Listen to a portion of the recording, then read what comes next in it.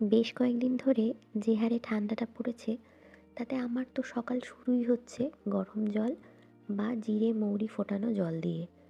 না হলে তো সারভাইভ করাই মুশকিল হয়ে যাচ্ছে। এমনিতেই তো প্রচণ্ড ঠান্ডা লেগে আছে। ব্রেকফাস্টে বানিয়ে নিয়েছিলাম একটা ভেজিস দিয়ে অমলেট আর দুটো ব্রেড টোস্ট।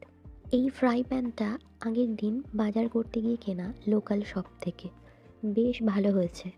জেনারেলি আমার ডিমের পোচটা বেশি পছন্দের, বিশেষ করে ব্রেকফাস্টে, কিন্তু মাঝে মাঝে এমন অমলেট খেতে খারাপ লাগে না। মা আজ যাচ্ছে একটু মামা বাড়িতে, বাবা আর আমি বাড়িতে থাকবো। বাবা একটু মাকে বাসে তুলে দিতে গেছিলো। মা বাবা বেরিয়ে যাওয়ার পর আমি একটু ফ্রুটস খেলাম, যেটা মাই গুছিয়ে রেখে গেছিলো।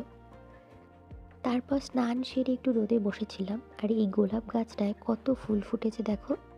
আমাদের টুয়ারানিও রোদ পোহাতে বেরিয়েছিল, ওর সাথেই একটু খেলছিলাম রোদে বসে।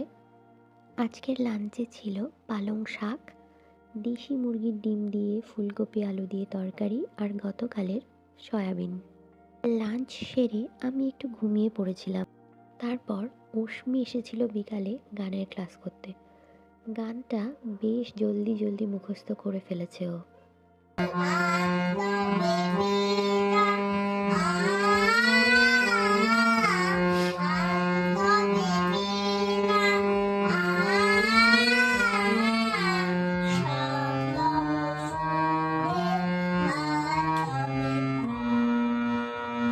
গানের ক্লাস শেষ করে হঠাৎ কি মনে হলো একটু বাজি ফোটাতে হবে। হাতে করে বাড়ি থেকে বয়ে এনেছিলেন। আর একটা মৈক্ষী দিদির সাথে ফুটাবি? তোর তো ভয় নেই? এমা ফেলে দিলি কেন? ওরা বাড়ি চলে যাওয়ার পর আমি নিয়ে বসলাম আমার গল্পের বই, আর এই চকলেটটা আর 4 দিন ধরে খাচ্ছি আমি।